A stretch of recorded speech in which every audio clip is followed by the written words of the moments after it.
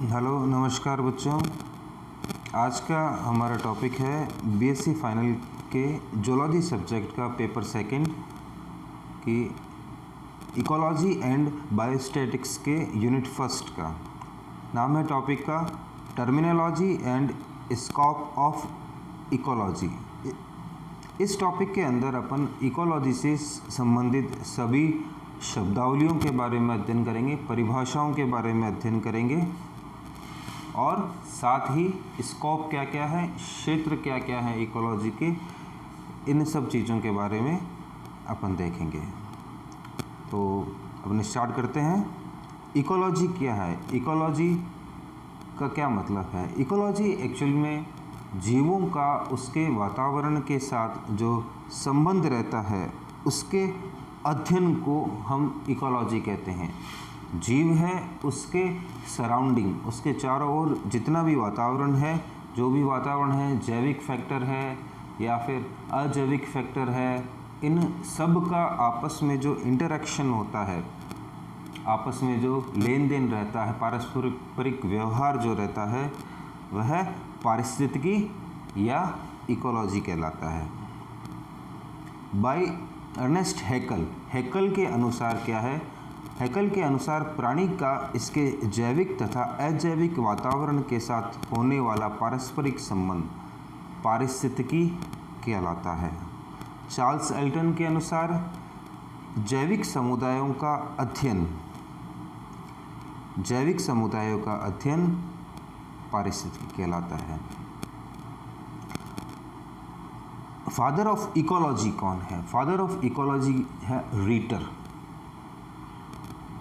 को अपन father of ecology कहते हैं। फादर ऑफ इंडियन इकोलॉजी कहलाते हैं प्रोफेसर रामदेव मिश्रा। ऑटेकोलॉजी या स्वयं पारिस्थितिकी, इसके अंदर अपन क्या करते हैं कि किसी जीव का या एक ही जाति के सदस्यों का, ध्यान देने वाली बात है कि इसमें या तो अपन ले रहे हैं सिंगल एनिमल एक ही, या फिर उसी जाति के अन्य सदस्यों का उसके पर्यावरण के साथ संबंधों का अध्ययन किया जाता है। सिन इकोलॉजी या सपारिस्थितिकी, इसके अंतर्गत किसी क्षेत्र विशेष में उपस्थित भिन्न जातियों के सदस्यों के समूह का पर्यावरण के साथ अध्ययन किया जाता है। एक क्षेत्र विशेष के अंदर पाए जाने वाले डिफरेंट टाइप्स के जो एनिमल्स रहते हैं, उनका वातावरण के साथ क्या इंटरेक्शन है, इस चीज़ का अपन अध्ययन करते हैं पारिस्थितिकी या सिन इकोलॉजी के अंदर। ऑर्गेनिज्म क्या है? ऑर्गेनिज्म जीव, यह एक कोशिकीय हो सकता है या फिर बहुकोशिकीय हो सकता है, लेकिन ध्यान देने वाली बात है कि किसी भी जीव का एक निश्चित जीवन चक्र होना आवश्यक है। पॉपुलेशन क्या होती है? किसी स्थान पर स्थित एक ही जाति के जीवों का समूह समष्टि कहलाता है, पॉपुलेशन कहलाता है। एक क्षेत्र विशेष के अंदर कितने एक ही जाति के सदस्य रहते हैं, वह उस क्षेत्र की पॉपुलेशन कहलाती है। अपन कोई भी एरिया इसमें सेलेक्ट कर सकते हैं, छोटा एरिया कर सकते हैं, बड़ा एरिया भी कर सकते हैं। उसमें ध्यान देने वाली बात है कि एक ही जाति के सदस्य होने चाहिए। सिस्टर पॉपुलेशन, अलग अलग जगह पर एक ही जाति के जो जीव पाए जाते हैं, जैसे कि दो क्षेत्र हैं, उन दो क्षेत्रों के अंदर एक ही जाति के जो जीवों की जो संख्या है वह सिस्टर पॉपुलेशन कहलाती है। जैसे अपन एग्जाम्पल के तौर पर देख सकते हैं कि दो गांवों के अंदर पाए जाने वाली जनसंख्या एक ही जाति के। फिर आता है डीम्स, किसी क्षेत्र की लोकल पॉपुलेशन को डीम कहते हैं। जैसे कि किसी गांव के अंदर किसी एक ही जाति के सदस्य की कितनी संख्या है वह उसकी डीम्स कहलाएगी। मेटा पॉपुलेशन के अंदर अपन 2 क्षेत्रों के लोकल पॉपुलेशन को काउंट करते हैं। इसके पश्चात आता है मोस्ट इम्पॉर्टेंट, स्पीसीज क्या होती है। स्पीसीज यानी जाति। स्पीसीज को अपन वर्गीकरण की आधारभूत इकाई मानते हैं। वर्गीकरण की आधारभूत इकाई है, सबसे छोटी यूनिट है ये वर्गीकरण की। जीवित जीवों का वह समूह जो संरचना, व्यवहार तथा कार्यात्मक रूप से समान हो तथा जिसका आनुवंशिक संगठन समान हो और वह सामान्य परिस्थितियों में अंतःप्रजनन कर सके, ऐसे जीवों को एक ही जाति के सदस्य कहा जाता है। इसमें ध्यान देने वाली बात है कि सामान्य परिस्थितियों में अंतःप्रजनन कर सके, उन्हें ही अपन जाति कहेंगे। एंडेमिक स्पीसीज या स्थानिक प्रजातियां। स्थानिक प्रजातियां जैसे कि नाम से ही स्पष्ट है कि यह किसी क्षेत्र विशेष के अंदर पाए जाने वाली प्रजातियां हैं। किसी क्षेत्र विशेष के अंदर विशिष्ट स्थान पर पाए जाने वाली विशिष्ट प्रजाति स्थानिक प्रजाति कहलाती है। यह प्रजातियां अन्यत्र नहीं पाई जाती है, उस क्षेत्र की विशेषता होती है। जैसे कि ऑस्ट्रेलिया में कंगारू।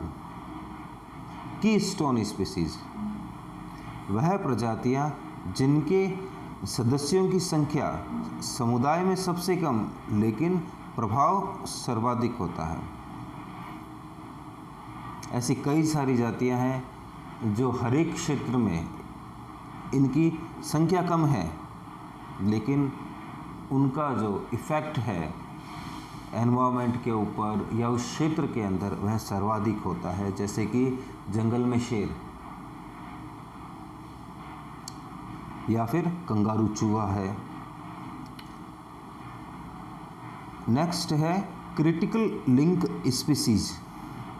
ऐसी जाति जिनका किसी अन्य जाति के साथ आवश्यक संबंध हो, क्रिटिकल लिंक स्पीसीज कहलाता है। कहने का तात्पर्य यह है कि दोनों जातियां एक दूसरे के बगैर सरवाइव नहीं कर सकती। इनको आपस में ग्रोथ करने के लिए एक दूसरे की आवश्यकता होती है, उनको अपन कहते हैं क्रिटिकल लिंक स्पीसीज। जैसे कि माइकोराइजा के अंदर कवक और शैवाल का सहजीवन पाया जाता है। माइकोराइजा इन दोनों से ही मिलकर बनता है। अगर दोनों में से अगर एक को हटा दिया जाए, कंपोनेंट को हटा दिया जाए, तो दूसरा जीवित नहीं रह पाएगा।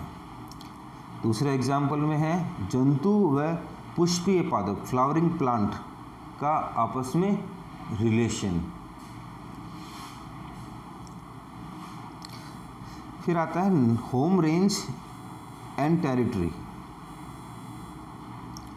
होम रेंज एंड टेरिटरी किसी भी जाति के जीव द्वारा भोजन, साथी, आवास की तलाश में निश्चित क्षेत्र में विचरण होम रेंज कहलाता है। निश्चित क्षेत्र में विचरण होम रेंज कहलाता है। टेरिटरी क्या है? होम रेंज के अंदर उपस्थित स्थान जो कि एक जीव या प्रजनन समूह द्वारा सीमांकित किया जाता है, उसको होम रेंज कहते हैं। होम रेंज का क्षेत्र व्यापक रहता है। यह कई सारे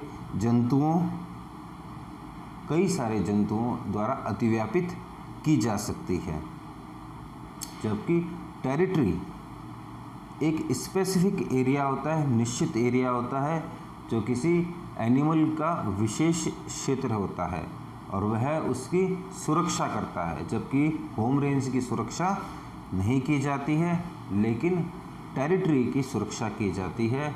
इसमें एनिमल्स क्या करते हैं कि अपने क्षेत्र को सीमांकित करते हैं। जैसे कि डॉग यूरिन के द्वारा, डॉग है, कैट फैमिलीज़ है, जैसे कि लॉइन है, टाइगर है, यह अपने अपने क्षेत्रों को सीमांकित करते हैं यूरिन के द्वारा। यूरिन में फेरोमोन्स होते हैं जिनसे ये सामने वालों को ये मैसेज देना चाहते हैं कि ये क्षेत्र मेरा है, इसमें ना आए। Scope of ecology. इकोलॉजी के क्षेत्र बहुत व्यापक है, बहुत विस्तार से एरिया है, लेकिन अपन कुछ एक ही इसमें डेफिनेशन देखेंगे, जैसे कि अप्लाइड इकोलॉजी। इस शाखा में वन्य जीव प्रबंधन, वन संरक्षण, जैविक नियंत्रण, प्रदूषण नियंत्रण आदि का अध्ययन किया जाता है। कम्युनिटी इकोलॉजी विभिन्न स्थानों पर प्राणी समुदायों के वितरण का अध्ययन कम्युनिटी इकोलॉजी कहलाता है। इकोसिस्टम इकोलॉजी पादप एवं प्राणी समुदाय का इनके वातावरण के साथ अंतःक्रियाओं का अध्ययन इकोसिस्टम इकोलॉजी कहलाता है। हैबिटेट इकोलॉजी अलग अलग आवासों में रहने वाले प्राणियों का अध्ययन हैबिटेट इकोलॉजी कहलाता है। पीडोलॉजी मिट्टी में अम्लीयता, नमी, क्षारीयता, उसमें क्या क्या खनिज लवण पाए जाते हैं आदि चीज़ों का अध्ययन पीडोलॉजी कहलाता है। पीडोलॉजी कहलाता है। धन्यवाद।